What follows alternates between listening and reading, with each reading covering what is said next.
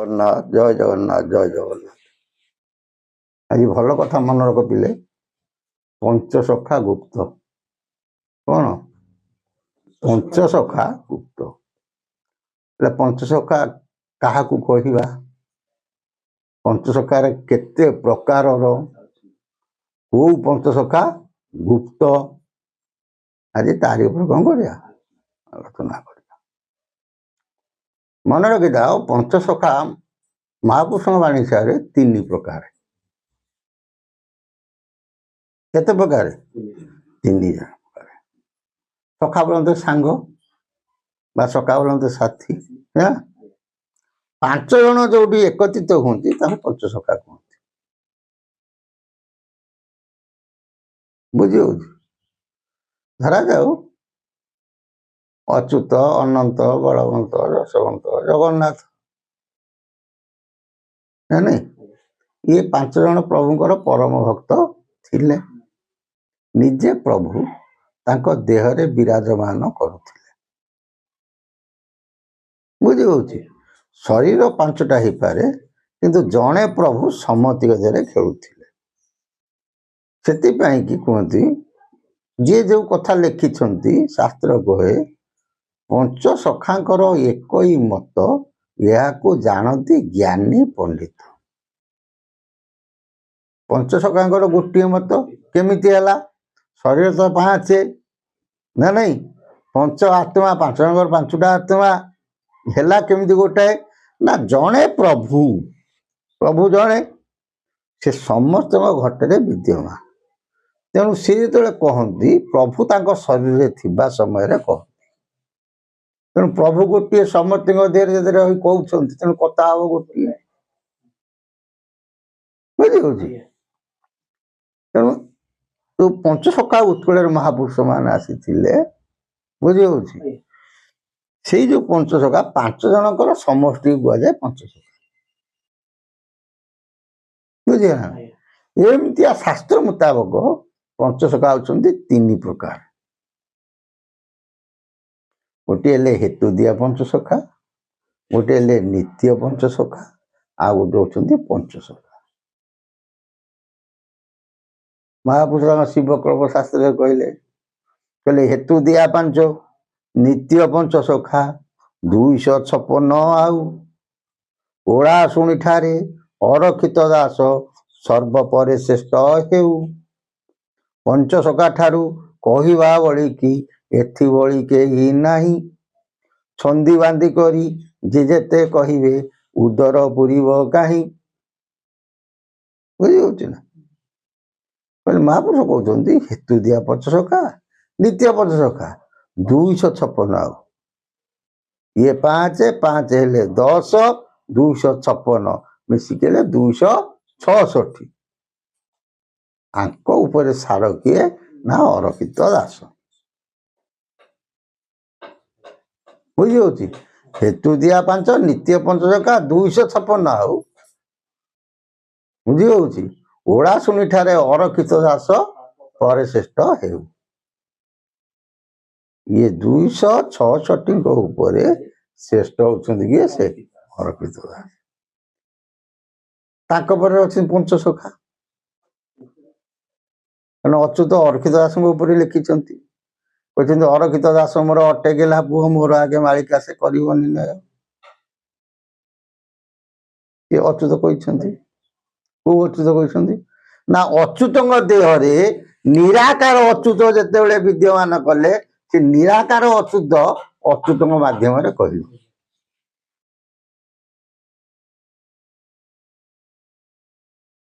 ହେଲା? ଆଉ ଶାସ୍ତ୍ର ମଧ୍ୟ ପ୍ରମାଣ ଅଛି, ଅଚ୍ୟୁତ ଅରକ୍ଷିତ ଇଏ ହଉଛନ୍ତି ମାର୍କଣ୍ଡେୟ ଅଗସ୍ତ୍ୟ। ବୁଝିପାରୁଛ ନା? ଶାସ୍ତ୍ର ପ୍ରମାଣ ଦିଏ ଅଚ୍ୟୁତ ଅରକ୍ଷିତ ଇଏ ହେଲେ ମାର୍କଣ୍ଡେୟ, କ'ଣ ମାର୍କଣ୍ଡେୟ ଅଗସ୍ତ୍ୟ। ଯୋଉ ମାର୍କଣ୍ଡେୟ ଅଗସ୍ତ୍ୟ ଜଣେ 7 ସମୁଦ୍ର କ'ଣ କଲେ? ଗଣ୍ଡୁ ସିଏ କରି ଚଳୁ କରି ପିଇ ଦେଇଥିଲେ। ଆଉ ଜଣେ କମଣ୍ଡଳୁ ଆଣିକି ପୁଣି ସମୁଦ୍ରକୁ କ'ଣ କଲେ? ପରିପୂର୍ଣ୍ଣ କରିଦେଲେ। ଭଗବାନ ଚିନ୍ତା କଲେ, ଆରେ ହେଇ 2 ଜଣ କେତେବେଳେ ଜଗତକୁ ଧ୍ୱଂସ କରିଦେବେ, ତା ଠିକ ନାହିଁ। से निजे महाप्रभु आसिक दी जन को मिलामिशा करदे से दी भाई रूप भी घोषणा कर आम कहूनी शास्त्र प्रमाण दे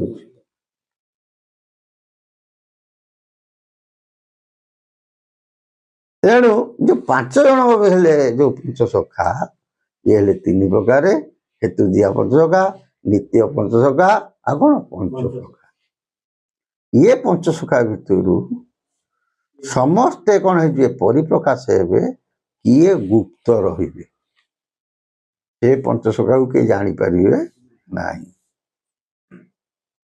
3 प्रकार मन रखता अच्युत हेतु दिया अच्युत नित्य अच्युत अच्युत हेतु दिया अनंत नित्य अनंत अनंत बुझी ना फेर 3 प्रकार फेर अच्युत निजे कहते मु द्वादश गोपाल देहरे खेलुथी पुणी मध्य प्रमाणित मु 13 जन संगे खेलुथी किंतु इे गुप्त रही बुझीपार ना बुझिपार माने पंचसखा लीला ओडिशा भूखंड ये हूँ स्वतंत्र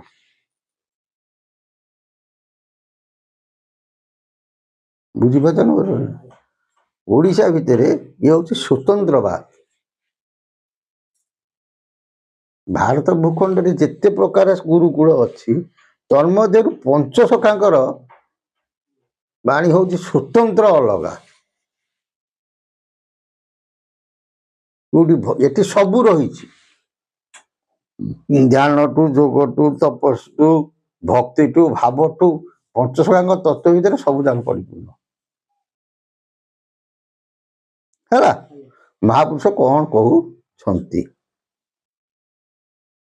शुण बाबू रामचंद्र कहू अच्छी मुहि पद्मे भक्त मध्य सार सत्व जे अट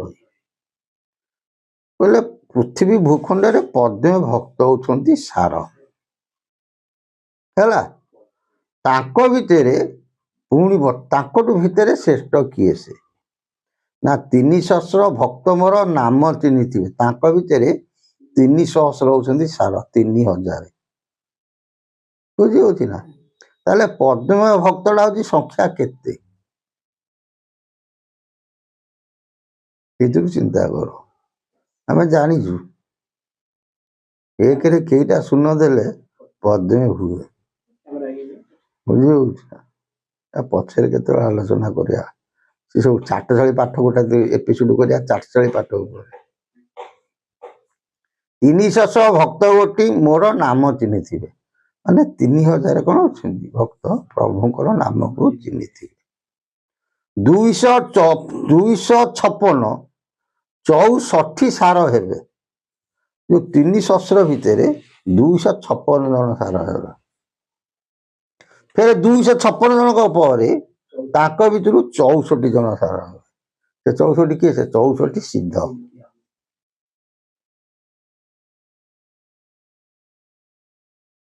है से कहते जो हीराकुद बंद ओडिशा जला नब कौट थे बोले जोरंदा मठरे थी मुझे काले भीम भोई नाम भई द्वादश गोपाल 64 सिद्ध संगे थे अवाज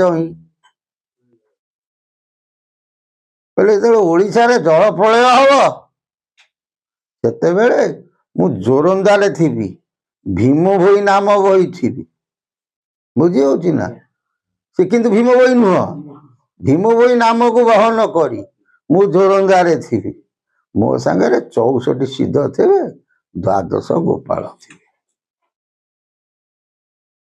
बुझीपार ना से 64 होती सार 64 संख्या नित्य पंचसखा भृत्य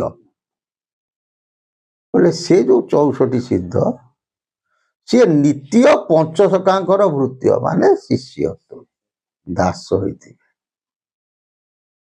मान से 5 जनकर 64 जन कौन थे शिष्य थे हेतु दिया 5 जन रही गुपत बोले जो हेतु दिया पंचसखा ये लुचिकी रही नाम अच्युत नाम मोहर चित्त नाही जेणु अनादिक आज्ञा मते होई अछि हे राम मो ना होची अच्युत मोर चित्त नहीं कहीं ना मत प्रभु अनादिंगर आज्ञा है यही कथा पर अरक्षित दास कहती चित्त नुहे अच्युत से अणाक्षार देही अच्युतंकर चित्त नहीं तेणु महापुरुष जो कथा कहते अक्षर के सत्यता मन रखिथ हेतु दिया 5 जन गणिथे गुप्त रही ये सबू आम किसी कही पारुनु ये कलिर समय जहा विनाश काल विपरीत बुद्धि से पंचसखा सदिशा पूर्ण हो बोला देखवा हरि बोल।